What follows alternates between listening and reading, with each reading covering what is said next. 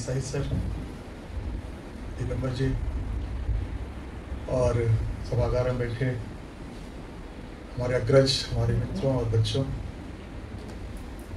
सबको मैं अपना नमन और झारखंड का जोहार समर्पित करता हूँ। जोहार सबों को। सबसे पहले तो स्मृति शेष प्रोफेसर लाल बहादुर वर्मा जी की स्मृति के इस तीसरे कड़ी में मुझे याद किया गया।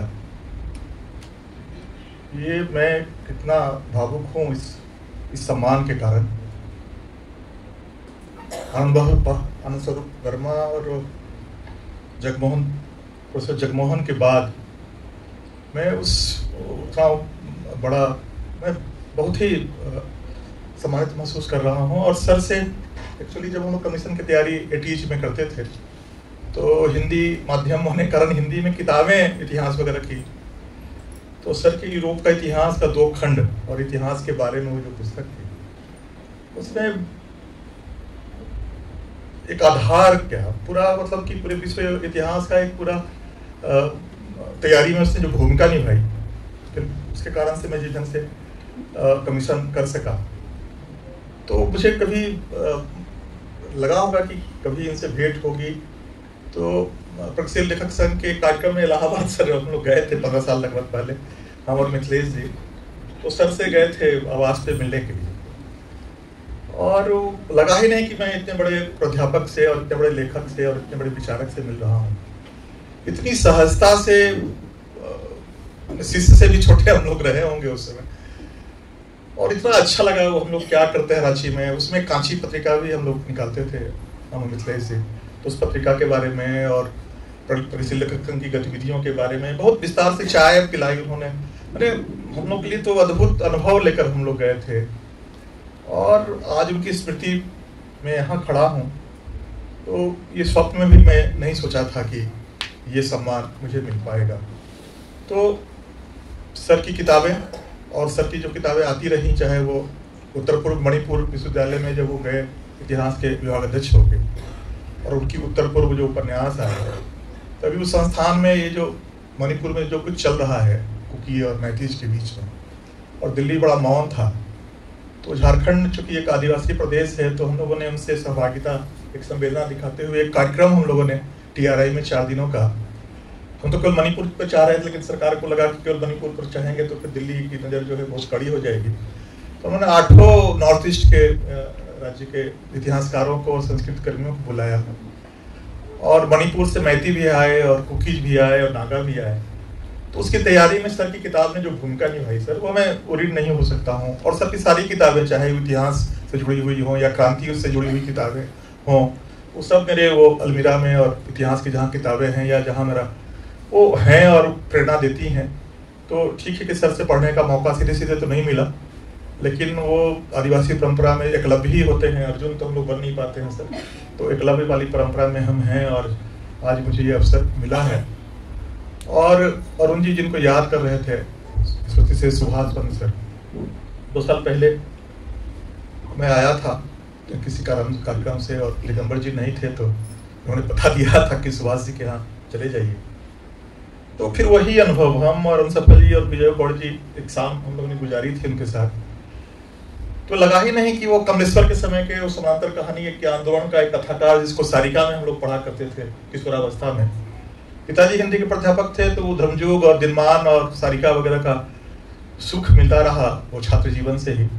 तब से सुभाष पंत का नाम मेरे जेहन में था। और पहाड़ छोड़ तो उपन्यास, हिंदी उपन्यास की जब भी बात होगी और विस्थापन की जब भी बात होगी, तो पहाड़ छोड़ तो लोग ठीक है की आलोचना, चूंकि दिल्ली के इर्द गिर्द वो केंद्रित हो गई है, तो वो उस ढंग से आ नहीं सकी। लेकिन सर के साथ भी वही अनुभव था कि लगा ही नहीं कि मैं बहुत जूनियर हूँ। अरुण जी यहाँ प्रमाण के तौर पर बैठे, इतना मित्रवत और उनके स्वभाव का हिस्सा था वो साहित्य में किसी को जूनियर सीनियर मानते नहीं थे। तो मुझे लगा था कि ये दूसरी बार आऊँगा तो भेंट ही नहीं होगी। और विजय गौड़ जी और आलोक गुट्टी, उनकी जो किताब, मतलब कि सुंदरबन के मारी छापी में जो कुछ हुआ, जिस ढंग से जेनोसाइड हुआ, नरसंहार हुआ सर, बांग्लादेश से जो अभिजात्य भद्र लोग था बंगाल का, वो तो सेटल कर गया था कलकत्ता में और शहरों में। लेकिन वहाँ जो श्रमिक समुदाय था वहाँ का, तो वो उनको पहले दंडकारण्य में बसाया गया था। जब वो प्रॉमिस करने वाली सरकारें जब आई वहाँ, तो उनको लगा कि फिर से बसावट होगी, तो वो सुंदरवन के एक टापू पे उनको बसा दिया गया। और जब वहाँ बस गए तब फिर वो भद्रलोक को चिंता हुई कि वो रॉयल बंगाल टाइगर का क्या होगा। रॉयल बंगाल टाइगर को बचाने के लिए 30,000 लोगों के उस पर फायरिंग हुई वहाँ, और कुछ लोग जंगल की ओर भागे तो शेरों के शिकार हुए, कुछ लोग समुद्र में कूदे तो डूब के मरे, कुछ लोग जंगल में जो विस्थापित वो डायरिया से मर गए। तो 30,000 में कितने लोग बचे ये पता नहीं लगा। और इस जेनोसाइड पे मौन अमिताभ घोष की रचना उस पर आई, लेकिन हिंदी में किसी ने सुधी उसकी नहीं लिखी। आलोक उठी पहला उपन्यास था जिसने अब देहरादून में बैठ के वो हमारी झांपी की चिंता कोई कर रहा है कथाकार, और उस पर उतनी संवेदना से लिख रहा है, और वो छोटी उम्र में ही चला जाता है। तो आज विशेष लाल बहादुर वर्मा को याद करते हुए अपने दोनों साथियों को, एक वरिष्ठ और एक मेरी उम्र के साथी को मैं याद कर रहा हूँ और बहुत भावविवल हो रहा हूँ। सर की ही किताबों से जो इतिहास बोध प्राप्त हुआ है, इतिहास बोध अपने आप में बड़ा शब्द है, वो बड़ी दुधारी तलवार है। इतिहास तो सर कोई भी इतिहास पर बात करता है। निदेशक के तौर पे शोध संस्थान के जब मैं विज्ञापन देता था कि इस विषय पे शोध करवाना है, तो गणित के लोग भी आ जाते थे, कोई भी आ जा रहा है इतिहास से बात करने के लिए। तो इतिहास मानविकी की ऐसी शाखा हो गई है कि वो हर कोई उसको अपने ढंग से उसको परिभाषित करने, उसको व्याख्यायित करने और उसके हिसाब से, ये बड़ा दुर्भाग्यपूर्ण है कि कोई भी उस डिसिप्लिन को जानता भी नहीं है। हमने गणित के लोगों से पूछा कैसे काम कीजिएगा इस विषय पे जो हम डाले हैं, तो सर वो जाएंगे नेट पे और सारे आंकड़े मिलेंगे, उसको हम लोग सजा देंगे। सब आंकड़े अगर भुइयां लोगों के बारे में होते मेरे पास, तो आपको क्यों याद करते? तो ये अवधारणा अब नई पीढ़ी के जो टीचर्स हैं यूनिवर्सिटी के, कि हम किसी भी तो इतिहास बोध को समझना, इतिहास के बारे में समझना, इतिहास के दर्शन को समझना, हिंदी में अगर किसी ने शिक्षा दी तो इसी आचार्य ने शिक्षा दी, जिसको हिंदी जगत को नहीं भूलना चाहिए। लेकिन बहुत ही स्मरण इनका कमजोर है हिंदी समुदाय का, और इतिहास पे अपने हिसाब से लोग बात करते रहते हैं। लोक बनाम शास्त्रीय का जो मामला है, मुजफ्फरपुर में एक कार्यक्रम में ये बात शुरू हुई थी और मैंने बहुत नाराजगी के साथ वो जिक्र किया था कि ये बनाम वाला मामला तो नहीं होना चाहिए। और कुछ चीजें मैंने पढ़ी थी उस समय इकोनॉमिक पॉलिटिकल वीकली वगैरह में। नित्या अय्यर करके उस देवदासी परंपरा की ही एक अध्यापिका है, उन्होंने इकोनॉमिक पॉलिटिकल वीकली में इसको लेके शास्त्रीयता को लेके और शास्त्री को लेके बहस चलाई थी। और वो नित्या पिल्लई ने, फिर हमारे एक मित्र हैं जेएनयू में सौंदर्य शास्त्र पढ़ाते हैं, ब्रह्म प्रकाश जी, उनका भी एक लेख उनको आगे बढ़ाते हुए दिखाई पड़ा। और वो कर्नाटक संगीत के एक बड़े प्रसिद्ध संगीतकार हैं टीएम कृष्णा, आप सब लोगों ने नाम सुना होगा। किसी कारण से दिल्ली में उनका कार्यक्रम ही नहीं होने दिया था लोग, उनकी वैचारिकी चूंकि नहीं मिलती है 70%, तो जो तय कार्यक्रम था वो कार्यक्रम रद्द कर दिया गया। और जो दूसरी पार्टी दिल्ली सरकार में थी उसने भी वो सपोर्ट नहीं किया। तो टीएम कृष्णा मेरे उपन्यास के भी में आई है वो बात, तो उनका एक लगातार अभियान चलता है वो कि शास्त्रीयता और लोक के बीच का जो ये द्वैध है, वो द्वैध को कैसे मिटाया जाए। और केवल वो एक्ट के तौर पे नहीं है, अपने गायन के तौर पे नहीं है, या फिर वो अभी एक उनका देख रहा था वीडियो की वो बुनकरों के बीच में जाके, और बुनकर जो चलाते हैं वो ताना बाना, उस पर जो आवाज आती है उसके साथ वो रागनियों के साथ प्रयोग कर रहे थे। वो तो कई किताबें लिखी हैं इस शास्त्रीयता के खिलाफ, the spirit of inquiry classically yours, और एक है reshaping art, the caging of art वगैरह करके। और उन्होंने बड़ा अभियान चलाया हुआ है इस शास्त्रीयता का जो पाखंड है और इसकी जो एक क्षमता है, उस पर उन्होंने बड़ी, उनके लेख सब जो है बहुत ही उत्तेजक उद्वेलक होते हैं वो। और वो कहते हैं कि चित्रकला में और संगीत में शास्त्रीयता की बड़ी वो मांग रहती है, और इसको मौलिकता के तौर पे और पुरातनता के तौर पे और गुणवत्ता के तौर पे लोग देखते हैं कि मौलिक है तो कितना पुरातन है और पुरातन से कितना कंटिन्यूटी उसकी है। लेकिन ये तय कौन करता है गुणवत्ता क्या होगी और मानक क्या होगा और विश्वसनीयता क्या होगी? तो कहते हैं कि वर्चस्वशाली वर्ग ही तय करता है कि क्या होगी किसी संगीत की या कोई चित्रकला का मानक क्या होगा, कि शास्त्रीय है या मौलिक है कि नहीं है, वही तय करते हैं। और जिस शास्त्रीयता से जुड़ी हुई जितनी धारणाएं हैं जो हमारी समझ में बुनी गई हैं, वो सब के सब सामाजिक और ऐतिहासिक अनुकूलन के कंडीशनिंग की गई है कि मान लीजिए कि क्लासिकल है, और ये उन आवाजों से निर्मित हुई है जो सदियों से सुनी गई, लिखी गई, पढ़ी गई हैं। और जो श्रमजीवियों की जो आवाजें थी, जो लोक संस्कृति में जो व्याप्त थी, वो न कभी सुनी गई, न लिखी गई, नहीं पढ़ी गई, उनसे दूर ही रखा गया, तो वो आया ही नहीं। वो प्रति संस्कृति के तौर पे या श्रमजीवी संस्कृति के तौर पे या न्यून वर्गीय संस्कृति के तौर पे वो शास्त्रीय आख्यान में कहीं उसकी जगह ही नहीं है। दूसरा कि जैसे ही शास्त्रीयता आप कहते हैं तो एक यूटोपीय अतीत का भान होता है कि एक स्वर्ण काल जहां संगीत और संगीतकार जो हैं अपने अध्यात्म को और अपनी कला को, अपने साहित्य को, अपनी साधना को आजाद थे सब कुछ कहने के लिए। एक यूटोपिया गढ़ता है उस शास्त्रीयता का शब्द। और खास करके शास्त्रीय संगीत में, शास्त्रीय नृत्य में, चित्रकला वगैरह में भी वो आधुनिकता से बड़ी चीड़ है, वो प्राचीनता की बड़ी, वो नाट्यशास्त्र से नीचे कोई बात ही नहीं करेगा। भरत मुनि के नाट्यशास्त्र से ईसा से पूर्व 400 से 100 कुछ भी है, उस बीच में कभी भी वो रचा गया है, ठीक ठीक नहीं है। कोई ईसा से 400 साल पूर्व कहता है, कोई ईसा से 100 साल पूर्व कहता है। लेकिन हर संगीतकार जो उसकी सैद्धांतिकी की बातें करेगा, श्रुति की बात करेगा, तो वो सीधे जोड़ेगा अपने को भरत कि वो नाट्यशास्त्र से, उससे नीचे कोई बात करता ही नहीं है। और मान के चलेगा लोग बार बार कहने में भी, बहसों में भी और लिखने में भी कि वो हमारी जो परंपरा है वहां से शुरू होती है, वहां से कोई बदलाव नहीं आया है, जबकि ये गलत है। 13वीं सदी के संगीतकार सारंगदेव की जो किताब थी वो संगीत रत्नाकर, उसमें एक बदलाव का बिंदु तो तय किया ही था। लेकिन 13वीं शताब्दी के पहले भी या उस समय ही अब अलाउद्दीन खिलजी लेकर आ रहे हैं गोपाल नायक को देवगिरी के विजय के बाद, और अमीर खुसरो से उनकी भेंट होती है, तो स्वाभाविक है कि संगीत बदलता है। हमारे यहाँ की परंपरा और अमीर खुसरो के माध्यम से फारसी परंपरा उसमें घुलता मिलता है, जैसे गंगा में कोई इत्र घुल मिल रहा हो, तो बदलाव की शुरुआत होती है।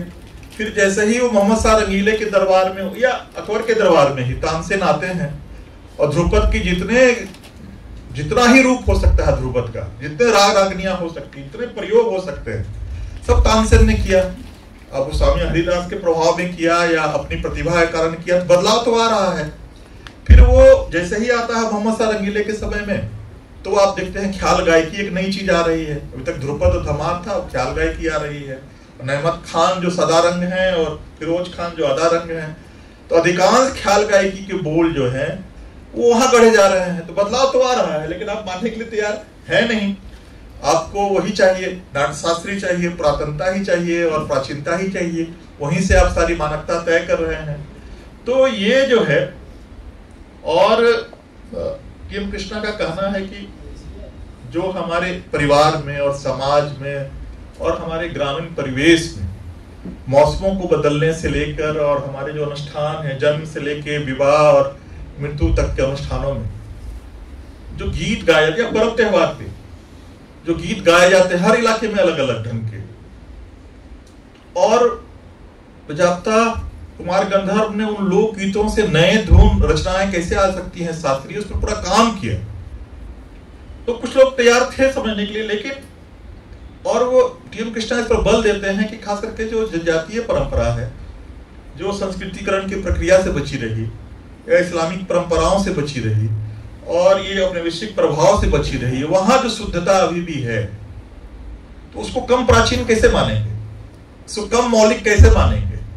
तो शास्त्रीय की मौलिकता और प्राचीनता और लोक की प्राचीनता और मौलिकता कौन तय करेगा?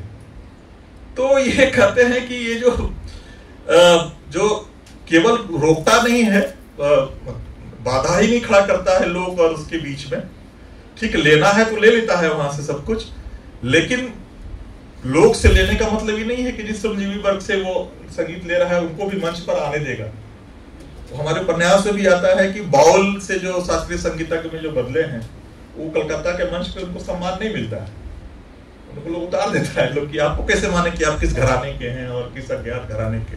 तो घरानाबाजी वहां एक अभिजात्य का भी एक चक्कर है वो। और वो प्रमाण देते हैं तमिलनाडु का एक लोक नृत्य का, कटई का कुट्टू या तेरेकु कुट्टू, एक वहाँ लोक नृत्य है जो निम्न वर्ग के लोग ही ग्रामीण परिवेश में गाते हैं। उनका कहना था कि पहले कर्नाटक के जो संगीत है उस मंच पर आता था, ग्रामीण मंच पर भी आता था। वो आने का कारण ये था कि जिनको बाद में देवदासी कहा गया, वो मंदिरों की जो नृत्यांगनाएं थी उस ग्रामीण मंच पर आती थी और उनके माध्यम से कर्नाटक संगीत के राग रागनियां उस लोक नृत्य में शामिल होता था। लेकिन जैसे ही कर्नाटक संगीत को चेन्नई तक सीमित कर दिया गया और नृत्यांगनाओं को वो देवदासी कह के कलंकित करके हटा दिया गया उस मंच से ही, तो ये संपर्क ही खत्म हो गया। तो इस लोक नृत्य में ये जो लोक और शास्त्रीयता का जो आदान प्रदान था, जो आवागमन था, जो आना जाना था, वो बाधित किया गया बहुत सुनियोजित ढंग से। और ये तय करता है वर्चस्वशाली समाज की ठीक है कि हम लोग से लेंगे, लेकिन कोई ब्राह्मण नहीं सोच सकता है कि हम तेलुगु के डांसर बन सकते, नर्तक के तौर पे हम प्रदर्शन करें, वो स्वप्न में भी नहीं सोचेगा। और उस कट्टू के जो कलाकार है वो कभी नहीं सोचेंगे कि कर्नाटक संगीत के उस मंच पे हम जाके अपना प्रस्तुत कर सकें कलाकारी। तो ये जो गैप, ये जो द्वैत खड़ा किया गया है, ये बड़ा अद्भुत है।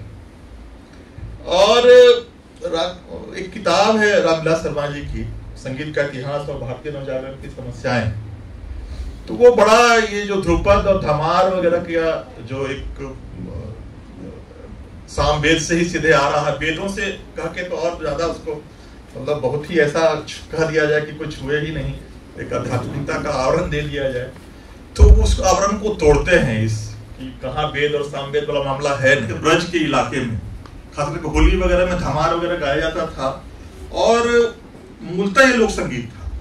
और हमारे जो संत कवि हैं, वो चाहे वो सूरदास हो या जब कबीर हो, उन्होंने खासकर सूरदास को उन्होंने रेखांकित किया कि उन्होंने काफी ध्रुपद लिखे और मंदिरों में वो गाया जाता था संत कवियों के उन वाणी को। और सारे संत कवियों को देखिएगा कि उनकी जो पद है, उनके जो गीत है, उनके जो वाणी है, उसमें राग उल्लेखित है।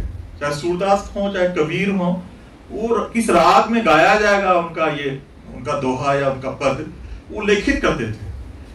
और वो मंदिरों के माध्यम से वो गया दरबार में, और जो कलाकार दरबार में पहुंचा वो कलावंत हो गया, और जो कला दरबार में पहुंची वो शास्त्रीय हो गई। अब वो कहानी जो मैंने पहले की कि वो स्वामी हरिदास के संगीत को सुनने के लिए अकबर उठ के गए दरबार से उनके आश्रम में, और बाहर बैठ के उन्होंने सुना, ठीक है, किंवदंती ही होगी। लेकिन ये तो तय है कि जो मुख्य गायन है वो संतों के माध्यम से वो गया जब दरबार में, तो वहां वो शास्त्रीय हो गया। अब 10,000 कलाकार गोपाल नायक के साथ थे देवगिरी में। 10,000 लोगों को तो अलाउद्दीन खिलजी ला के अपने दरबार में बैठा नहीं सकता था, तो गोपाल नायक को लाया, तो गोपाल नायक कलावंत हो गए, बाकी जो है लोक कलाकार रह गया लोग। तो ये जो है कि कौन दरबार तक पहुंचेगा, कौन कला और वो शास्त्रीय हो जाएगी, जो कौन कला वहां छूट जाएगी और कैसे वो लोक में हो जाएगी या फिर विलुप्त हो जाएगी। और ये जो औपनिवेशिक काल था, उसमें जो हमारे कथित एडवर्ड सईद के शब्दों में जो प्राच्यवादी पूर्व के प्रति बहुत प्रेम दिखाने वाले मिशनरी या ब्यूरोक्रेट और प्राच्यवादी लोग भी खुद भी, खासकर के वारेन हेस्टिंग्स वगैरह का या विलियम जोन्स वगैरह का जो प्रेम था, तो वो केवल साहित्य तक, संस्कृत के साहित्य तक सीमित नहीं था, वो कला रूपों तक गया था। तो अब जब विदेशी हमारा शासक वो रुचि ले रहा है हमारे कला रूपों में, तो जो एलीट समाज था हिंदुस्तान का, उसको लगा कि बहुत अच्छा चीज है तो वो लगा कि ये हमारे माध्यम से जाना चाहिए, वो सीधे लोक के माध्यम से क्यों जाए। तो और ये प्रक्रिया फिर शुरू हुई, और दासी अट्टम या सादीर कहलाता था वो, जिसको हम आज भरतनाट्यम के माध्यम से जानते हैं। तो दो उस परिवार की महिलाएं आजकल यूनिवर्सिटी की प्राध्यापिका हैं, उन्होंने अभियान छोड़ा हुआ है। एक तो प्रोफेसर यशोदा ठाकुर हैं, उनका लेख है डांसिंग कास्ट रिथिंकिंग हेरिडिटी। एक प्रोफेसर नित्या पिल्लई हैं, जो ईपीडब्ल्यू में उनका लेख था recasting the narrative of Bharatanatyam. तो ये पूरा इतिहास बताती हैं कि कैसे सो कॉल्ड हमारे जो राष्ट्रवादी गांधीवादी जो पुरखे थे, उनकी जो नैतिकता थी वो एकाएक विक्टोरियन नैतिकता में चेंज कर गई। और ये तो था कि मंदिर की एक तो कोई जाति नहीं थी, जो भी वो श्रमिक समाज के संगीत और नृत्य में जिनकी भी रुचि होती थी वही उस समुदाय के सदस्य हो सकते थे। इसमें कोई एक फलना जाति के ही है तभी आप नाचिएगा गाइएगा, ऐसा कुछ। एक गिल्ड तरह, एक शिल्पियों का जो गिल्ड होता था वैसे ही नृत्य और गायन करने वालों का गिल्ड था वो, जो मंदिरों में अपना प्रदर्शन करता था। लेकिन वो वैवाहिक सुचिता नहीं थी, क्योंकि वो मंदिर में ही वो देवता से ही माना जाता था कि इनकी शादी हो गई है, और उनका शोषण था। वहाँ के जो पंडित और पुजारी थे या जो राजा हुआ करते थे, राजदरबार के लोग थे, ये बुराई तो थी। लेकिन ई कृष्ण अय्यर जैसे कांग्रेसियों ने या हमारे पुरखों ने ही वो तय किया कि नहीं, ये जो सूचिता, दैहिक सूचिता नहीं है, तो इनको हक नहीं है कि मंदिर में ये प्रदर्शन करें और मंदिर में वो रहें। तो दैहिक सूचिता के सवाल को, उनकी उस अपवित्रता को इतना बढ़ाकर दिखाया गया। लेकिन नृत्य को बचाना है, बच्चे को बचाना है, पानी फेंक देना है बाहर, ये थ्योरी थी वहां। तो 1927 में पहले देवदासी प्रथा को अपराध घोषित किया गया, और 47 में जो एक्ट आया उसके माध्यम से वो बाहर कर दी गई उस पूरे दायरे से। और उसके बदले में आया कौन? तो अरुंधति अरंडेल का ही अगर नाम ले लें तो वो वहां की ब्राह्मण परिवार की बहुत महत्वाकांक्षी महिला थी। वो अरंडेल साहब थियोसॉफिकल सोसाइटी के थे, उनसे शादी होने की थी। पहले बैले उन्होंने सीखा था, और बैले के प्रदर्शन में उनको बहुत सफलता नहीं मिली। बैले यूरोप का डांस है, उस जो पीढ़ियों से कर रहे हैं, स्वाभाविक है कि वो एक्सपर्ट होंगे। तब उन्होंने भरतनाट्यम सीखा, और 1 साल के अंदर ही उसका प्रदर्शन करना शुरू कर दिया। उनके गुरु ने सिखा, बताया कि भाई 1 साल की चीज वो नहीं है। लेकिन इतनी ख्याति प्राप्त करने की आतुरता इतनी थी उनकी कि वो 1 साल के अंदर वो मंचों पर उसका प्रदर्शन करना शुरू कर दिया। जबकि उस समय भी उस परंपरा की, जिसको हम देवदासी परंपरा कह रहे हैं आज के दिन में, सादिर परंपरा की महिला थी, नृत्यांगना थी ई बाला सरस्वती। उन्होंने वो बहुत ही सृजनात्मक प्रतिकार किया कि भरतनाट्यम या जो शादी या दसी अट्टम ये है, वो जो प्रस्तुत कर रही हैं वो बैले और कुछ मिलता जुलता रूप है। लेकिन उसके पीछे पूरा समुदाय था, पूरा मध्य वर्ग था, पूरा जिसको हम प्रतिशाली समाज कहते हैं। तो हुआ क्या कि चीजों को उठा के आप वहां से, और उसमें कुछ वैदिक मंत्रों और स्त्रोतों को डाल दीजिए, कुछ पौराणिक मंत्र और कहानियां डाल दीजिए, कुछ वहां से नाटिकाएं डाल दीजिए, और फिर वो शास्त्रीय हो जाता है। किसी भी लोक कला के रूप को उठाइए, उसमें कुछ वैदिक मंत्र का छौंक लगाइए, और कुछ मिथकीय गान और नाटिका उसमें शामिल कीजिए, और वो सब ओडिसी के साथ वही हुआ, कुचिपुड़ी के साथ वही हुआ, सादिर और दासी अट्टम के साथ यही हुआ। और इस ढंग से जो एक श्रमजीवी समाज के पास जो उसका मूल भोजन का आधार था, उसे छीन की चीजें जो हैं, एक अपहरण करके उसके हाथों से, उसकी सोसाइटी से एक ब्राह्मणवादी संरचना को या एक मध्यम वर्गीय संरचना को वो समर्पित कर दी गई है। ये रहा है शास्त्रीयता का आधार, इस पे इन लोगों ने काफी अभियान चलाया हुआ है। और वो अब जैसे ही आया वो भरतनाट्यम के तौर पे, और वहां जब वैदिक मंत्र आ गए और सारी कहानियां आ गई पुराणों की, तो वो एक ब्राह्मण के देह में वो समाहित हो गया। और आज इनक्रेडिबल इंडिया का जो प्रचार है, उस योग के साथ भरतनाट्यम भी वहां आपको हर मंच पे दिखाई पड़ेगा। तो वो कहती हैं नृत्या पिल्लई की ये जो है एक अटल, प्रबल और दिव्य हिंदू भारत के ट्रेड मार्क के तौर पे भरतनाट्यम अंतर्राष्ट्रीय और राष्ट्रीय मंचों पर प्रस्तुत हो रहा है। तो कहां से छीन के कहां उसको पहुंचा दिया गया, ये। और वही हुआ अवध के साथ भी। वहां जो ठुमरी और कथक की जो परंपरा थी, जो तवायफ परंपरा थी, वहां भी उनको सबको देह व्यापार के कलंक में डाल के सबको बाहर कर दिया गया। और वो सारे मध्यवर्गीय महिलाएं जो हैं काबिज हैं, या ब्राह्मणिकल घरानों के लोग जो हैं उसमें काबिज हैं। तो लोग से कला रूपों को छीन कर, चाहे वो संगीत हो और चाहे वो नृत्य हो, कैसे शास्त्रीय बनाया गया, ये पूरा एक अभियान है जो सैकड़ों साल का। और हमारे यहाँ झारखंड में तो देखा हुआ है मेरा ये वहाँ एक नृत्य है, खास करके मुंडा और हो और गोंड लोगों का, वो पाइका कहलाता है, या फरखंडा कहलाता। फरखंडा मतलब तलवार और ढाल, मतलब युद्ध की शैली डांस में वो ढाल दी गई है। प्रोफेसर बद्री प्रसाद हमारे यहाँ से राजकीय यूनिवर्सिटी से हिंदी के विभागाध्यक्ष के तौर पर रिटायर किए थे। वो भारत सरकार का संगीत नाटक अकादमी ने 6 नृत्य पे उनके 2 खंडों में किताबें छापी है। तो उसके इतिहास पे जाते हैं कि जैसे ही अशोक ने जब आक्रमण किया था, और वहां लाख की संख्या में, अतिशोक्तिपूर्ण हो सकता है, लेकिन इसका अर्थ है कि बड़ी संख्या में युवा मारे गए होंगे, और खारवेल के समय लग रहा था कि मगध फिर अटैक कर सकता है। तो बजाबता वो गांव के, हमारे यहाँ अखड़ा कहलाता है वो, जहां लोग जुटते हैं बृहस्पतिवार के दिन, डांस करते हैं या बैठ के बैठक करते हैं, वो आपके यहाँ वाला अखाड़ा नहीं है जहाँ कुश्ती लड़ी जाती है, वो अखड़ा कहलाता है। वहां वो सामुदायिक नृत्य ही होता है वहां।